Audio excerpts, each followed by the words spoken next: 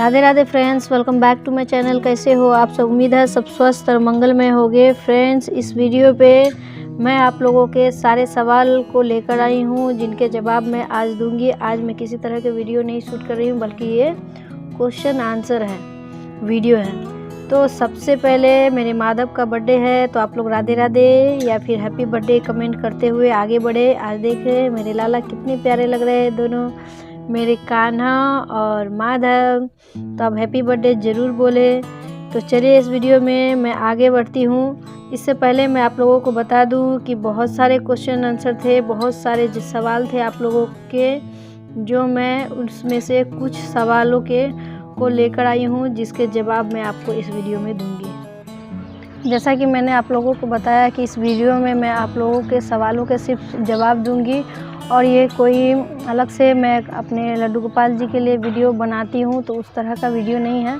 तो इस वीडियो पे आप बने रहें और देखिए कि आपके कौन से सवाल के जवाब इस वीडियो में हैं। तो जैसा कि मैंने आप लोगों को बताया कि इस वीडियो में सिर्फ और सिर्फ सवालों को चुनकर लूँगी जिसके जवाब जहाँ तक मुझे पता है मैं आपको सही उत्तर दूँगी, ताकि आप भ्रमित ना हो। तो आइए जानते हैं लड्डू गोपाल से जुड़े हुए आप लोगों के सवाल क्या क्या हैं और किन किन सवालों को मैं लेकर आई हूँ और किन लोगों के सवालों को मैं लेकर आई हूँ। हालांकि मैंने नाम यहाँ मेंशन नहीं किया हुआ है, लेकिन आप चाहे तो अपना इसी तरह का सवाल मेरे कमेंट बॉक्स में पूछते रहें, मुझे अच्छा लगता है। तो चलिए इस वीडियो पे मैं आगे बढ़ती हूँ और देखिए, हो सकता है आपके भी सवाल हो, आपके भी समस्या का समाधान हो। तो चलिए सबसे पहला सवाल लेते हैं। लड्डू गोपाल जी को कब घर लेकर आए? तो लड्डू गोपाल जी को कब घर लेकर आए, तो इस पर मैंने ऑलरेडी पहले वीडियो बनाकर अब मेरे चैनल पर डाला हुआ है, लेकिन फिर भी ये क्वेश्चन है तो मैं इसका आंसर ज़रूर दूंगी, उत्तर देना चाहूँगी। तो लड्डू गोपाल जी को आप किसी भी जन्माष्टमी, एकादशी, गुरुवार, राधा अष्टमी को लेकर आ सकते हैं, जो बहुत ही शुभ होता है। लेकिन अगर आप इन दिनों में नहीं भी लेकर आते हैं तो कोई बात नहीं, लड्डू गोपाल जी जिस दिन भी आए वो दिन सबसे शुभ होता है, आप ज़्यादा चिंतित ना हो। आई होप आपके जवाब मिल गए होंगे। चलिए दूसरा सवाल लेते हैं। लड्डू गोपाल जी के भोग में चढ़े तुलसी का क्या करें? लड्डू गोपाल जी के भोग में चढ़े तुलसी को आप प्रसाद रूपी पा सकते हैं, जल में डालकर उसको ग्रहण कर सकते हैं। लेकिन ध्यान रहे, लड्डू गोपाल जी के चढ़े तुलसी या किसी भी तुलसी को चबाना नहीं चाहिए, क्योंकि तुलसी में पारा होता है जो हमारे दांतों के लिए सही नहीं होता है। इसलिए तुलसी को निगलने की सलाह दी जाती है। आप पानी के साथ निगल सकते हैं, उनको पा सकते हैं, तो उसको चबाएं नहीं। चलिए तीसरा सवाल लेते हैं। लड्डू गोपाल जी को घर से बाहर जाए तो क्या करें? आपका कहने का मतलब है कि हम अपने लड्डू गोपाल जी को घर पर छोड़कर बाहर जा सकते हैं या नहीं। तो अगर लड्डू गोपाल जी को आप घर पर 2-3 घंटे, 4 घंटे, 5 घंटे के लिए छोड़कर जा रहे हैं तो चिंता की कोई बात नहीं है। आप उनके सामने भोग रखकर उनसे आज्ञा लेकर बिल्कुल जाए। जो वर्किंग वूमेन है, जो काम करती है, वो भी अपने लड्डू गोपाल को घर पे छोड़कर जाती है और डायरेक्ट शाम को आती है, तो चिंता वाली बात नहीं है। लेकिन अगर आप लड्डू गोपाल जी को घर पर छोड़कर 2, 3, 4 या सप्ताह दिन के लिए जा रहे हैं, कहीं तीर्थ में जा रहे हैं, ऐसे में आप अपने बाल गोपाल की सेवा किसी और को देकर जाए। आप देख ले घर के अन्य सदस्य है तो और भी अच्छी बात है जो उनकी सेवा कर सकें। अगर घर के अन्य सदस्य नहीं हैं तो आस पड़ोस में भी देख सकते हैं, आस पड़ोस के तो आप जब भी घर से बाहर जाए तो अपने बाल गोपाल की सेवा जो है सप्ताह दिन या 4 दिन के लिए जाए तो किसी और को देकर जाए, ताकि उनकी सेवा अच्छे से हो सके। आई होप मिल गया होगा आपका जवाब। भोग कितनी बार लगाए? ये भावपूर्ण सवाल है, क्योंकि हर कोई अपने बाल गोपाल की सेवा अपने अपने सामर्थ्यता के अनुसार करता है, अपने भाव के अनुसार करता है। कोई 3 बार भोग लगाता है, कोई 4 बार, कोई 2 बार, कोई 5 बार। तो ये आपकी इच्छा पर निर्भर है। आपने अपने घर पे अपने ठाकुर को, अपने बाल गोपाल को किस रूप में विराजित कर रखा है। मेरे घर में मेरे बाल गोपाल जो है वो बाल स्वरूप में है, तो मैं उनको 4 बार भोग लगाती हूँ। आगे आप देख लें कि किस रूप में विराजित कर रखे हैं, उसी अनुसार उनको भोग, उनकी सेवा करें। चलिए अगला सवाल लेते हैं। क्या लड्डू गोपाल जी को राधा अष्टमी पर ला सकते हैं? तो जी हाँ, लड्डू गोपाल जी को राधा अष्टमी के दिन ज़रूर ला सकते हैं। वो बहुत ही अच्छा दिन है क्योंकि राधा रानी का उस दिन प्राकट्य दिवस है। तो इस हिसाब से आप लड्डू गोपाल जी को राधा अष्टमी को भी ला सकते हैं। अगला सवाल, तुलसी माला पहनने के क्या नियम हैं? तो मैं सोचती हूँ इस पे मैं अलग से एक वीडियो बनाकर अपने चैनल पे डालूँ, लेकिन फिर भी ये अगर सवाल आया है तो मैं छोटा सा और सटीक थोड़ा सा दे दूँ। तो आप तुलसी माला पहनने के जो नियम है, सबसे पहले कि आप नॉनवेज नहीं खा सकते हैं, लहसुन प्याज नहीं खा सकते हैं। हाँ, भूल से अगर खा ले रहे हैं या कहीं बाहर गए हैं तो चिंता की कोई बात नहीं है, कभी कभार हो सकता है। लेकिन हाँ, आप नॉनवेज बिल्कुल ही ना खाएं, इन सब बातों का ध्यान रखें। लड्डू गोपाल जी को जो स्नान कराते हैं, उनके स्नान का जल का क्या करें? तो आप जब लड्डू गोपाल जी अपने बाल गोपाल को जो स्नान करवाते हैं, उसके स्नान के जल को आप किसी पौधे में डाल दें या फूल के क्यारियों में डाल सकते हैं। आप उसका नज़र दोष की तरह आप पूरे घर पे उनका छिड़काव कर सकते हैं। और साथ ही साथ आप अपने लड्डू गोपाल, अपने बाल गोपाल के स्नान के जल को माता तुलसी के पौधे में भी डाल सकते हैं। क्या हम 2 लड्डू गोपाल रख सकते हैं? पहली बात, अगर आप एक लड्डू गोपाल लाए हैं तो दूसरे लाने की क्या ज़रूरत है? और अगर आप इस भाव के साथ अपने बाल गोपाल को रख रहे हैं कि वो आपके पुत्र भाव है, तो हाँ, आप 2 बाल गोपाल ला सकते हैं। लेकिन ठाकुर रूप में अगर विराजित कर रखा है तो आप 2 बाल गोपाल 2 ठाकुर नहीं रख सकते हैं। इस भाव के साथ भी रख सकते हैं कि एक कृष्ण है तो दूसरा बलराम। तो इस भाव के साथ आप 2 बाल गोपाल रख सकते हैं। चलिए आगे सवाल लेते हैं। तुलसी कब नहीं तोड़ें?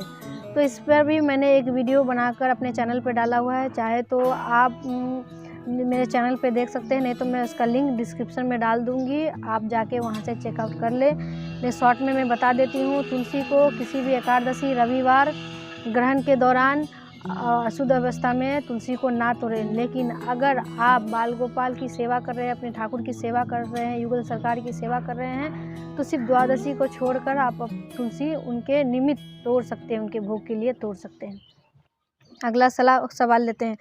लड्डू गोपाल अगर खंडित हो जाए तो क्या करें? लड्डू गोपाल जी कभी खंडित नहीं होते हैं। लड्डू गोपाल जी खंडित हो भी जाए तो भी आप उनको सेवा में रखें, उनको विसर्जन ना करें, उनको या गंगा मैया या यमुना मैया में विसर्जन ना करें, क्योंकि लड्डू गोपाल जी अभी उनको आप अच्छे से सही करवा लें, उनके आँख निकल जाए, उनके हाथ खंडित हो जाए, उनके मान के चलिए खंडित हो जाए किसी भी तरह से, तो उनको सही करवा कर उनको सेवा में रखें। क्या हम अपने बच्चे के साथ जब कुछ हादसा हो जाता है या भगवान न करे ऐसा हो, तो क्या हम उनको घर से बाहर निकाल देते हैं? तो नहीं ना। तो आप भी अपने बाल गोपाल की सेवा अगर खंडित हो जाए तो भी आप उनको सेवा में रखें, इस बात का ध्यान रखें।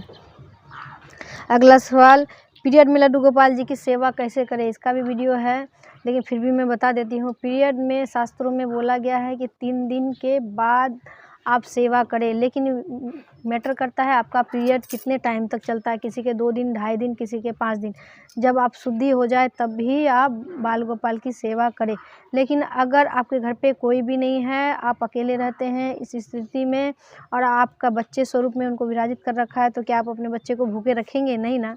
तो आप उनको सेवा भोग दे सकते हैं पर पूजा नहीं कर सकते हैं। ध्यान रहे मंदिर से उनको अलग कर दें, बाकी देवी देवताओं को ना छुएं, इस बात का ध्यान रखें। लड्डू गोपाल की प्राण प्रतिष्ठा करना ज़रूरी है? ये कोई ज़रूरी नहीं है। अगर आपके भाव है कि आप उनके प्राण प्रतिष्ठा करना चाहते हैं तो ज़रूर करें। लेकिन अगर आपने प्राण प्रतिष्ठा नहीं भी किया है और उनको सेवा में रखे हुए हैं, उनकी सेवा कर रहे हैं, उनकी पूजा कर रहे हैं, तो भी उनमें स्वतः प्राण आ जाते हैं, तो ये ज़्यादा चिंता की कोई बात नहीं है। क्या नॉनवेज खाने वाले लड्डू गोपाल की सेवा कर सकते हैं? कहाँ पर लिखा है कि नॉनवेज खाने वाले लड्डू गोपाल की सेवा नहीं कर सकते हैं? क्या भगवान ने कभी ये कहा कि ये राक्षस या बुरे लोग हमारी पूजा नहीं कर सकते, सिर्फ अच्छे लोग ही, दानी, ब्राह्मण और पुजारी ही हमारी पूजा कर सकते हैं? उनके यहाँ कोई नियम नहीं है अपने ठाकुर की, अपने कृष्ण की। वो हमारे पिता स्वरूप है, और जो माँ बाप होते हैं वो उसके बच्चे कैसे भी हो उनको रास्ता में सही रास्ता दिखाते ही हैं। उसके लिए किसी भी तरह से कोई भेदभाव नहीं होता है। तो इसी तरह हम अपने बाल गोपाल की सेवा भी कर सकते हैं। हाँ, नॉनवेज जिस दिन खाते हैं उस दिन उनकी सेवा ना करें, और हो सके तो आप ना खाएं तो ज़्यादा बेहतर है, मगर क्या कर सकते हैं, कलयुग के प्राणी हैं। तो इसका भी ध्यान रखते हुए फिर भी आप अपने ठाकुर की सेवा अगर ले रहे हैं तो नॉनवेज बिल्कुल ही ना खाएं। इस बात की मैं आप लोगों को सलाह दूंगी, बाकी उनकी सेवा कर सकते हैं। आप वीडियो बाहर क्यों शूट करते हैं? तो वीडियो बाहर शूट करने का रीज़न है, मेरे घर पे कोई सेटअप नहीं है। एक रूम है जिसमें बच्चे, मेरे हस्बैंड सब मिलके रहते हैं। ज़्यादा शोर शराबा होता है और मेरे बाल गोपाल जी भी हैं, तो मेरा जो सेटअप, मेरा कंटेंट, मेरा सब कुछ मेरे बाल गोपाल ही है। तो मैं उनके पास ही ज़्यादातर उनके वीडियो शो करती हूँ, वीडियो को शूट करके डालती हूँ और वॉइस ओवर कर देती हूँ। तो कुछ दिनों से हम लोग देख रहे हैं कि हम जो वीडियो डाल रहे हैं शूट करके, वो आप लोग ज़्यादा पसंद कर रहे हैं। इसलिए मैं सोच रही हूँ कि सप्ताह में 1-2 वीडियो ऐसा डालूँ जिसमें मैं खुद आप लोगों से बातें करूँ, आप लोगों के सवालों के जवाब दूँ, आप लोगों से रूबरू हूँ, ताकि आप लोगों के मन में जितने भी झिझक है, डर है, अपने लड्डू गोपाल को लेकर जितने भी सवाल है उनके मैं जवाब दूँ, साथ ही साथ आप लोगों को प्रेरित कर सकूँ अपने भक्ति, अपने कृष्णा की ओर बढ़ने के लिए। सच कहूँ, इसमें बहुत आनंद है, बहुत। आपको इससे ज़्यादा सुख कृष्णा भक्ति के अलावा आपको कहीं नहीं मिला होगा और ना ही मिलेगा, इस बात की मैं गारंटी देती हूँ। तो ज़रूर से ज़रूर अपने बाल गोपाल से जुड़े, उनकी सेवा करें, बिना बेझिझक, बिना डरे, बिना किसी मन में संशय लिए हुए। लड्डू गोपाल जी को सर्दी में कैसे सेवा करें, तो सर्दियों की सेवा का भी मैंने वीडियो डाला हुआ है। चलिए कोई बात नहीं, मैं बता देती हूँ। सर्दियों में आप उनको ज़रा लेट से जगाएं, ऐसा ना कि 6 बजे ही 5 बजे ही जगा दें, थोड़ा लेट से जगाएं और हल्का गुनगुना जल से उनको स्नान करवाएं। फिर उनको गर्म कपड़े पहनाएं, उनको पहनाने के बाद उनके भोग, आरती, तिलक करें। इसी तरह छोटे से नियम है, कोई बड़ी बात नहीं है। तो आप चाहे तो मेरी वीडियो वो भी देख सकते हैं, और देख सकते हैं मैं वीडियो कहाँ शूट कर रही हूँ। किसी ने पूछा आप बाहर वीडियो क्यों शूट कर रहे हैं, देखिए गौ माता को देखिए, हमारे यहाँ बहुत सारे गौ माता भी हैं, तो मैं वीडियो बाहर ही शूट कर रही हूँ। देखिए पीछे कितना गाय है, देख रहे हैं, देखिए। तो गौ माता घास खा रही है, तो मैं यहीं पे वीडियो शूट करती हूँ, क्योंकि मुझे भी थोड़ा सा शोर शराबा से दूर रहती हूँ कि अंदर बहुत शोर शराबा होता है, बच्चे खेल रहे होते हैं और पक्षियों की भी आवाज़ आ रही होगी आप लोगों को। कितना सुंदर आवाज़ आ रहा है, क्योंकि यहाँ देखिए बेल का पेड़ है, देखिए, और के नीचे मैं वीडियो को शूट कर रही हूँ आप लोगों के लिए। उम्मीद है आप लोगों के सवालों के जवाब मिल गए होंगे। अगर आप और भी सवाल है तो आप हमारे कमेंट बॉक्स में ज़रूर लिखें, या इंस्टा पे भी पूछ सकते हैं। तो चलती हूँ, नेक्स्ट वीडियो को लेकर आती हूँ। Radhe Radhe, bye bye.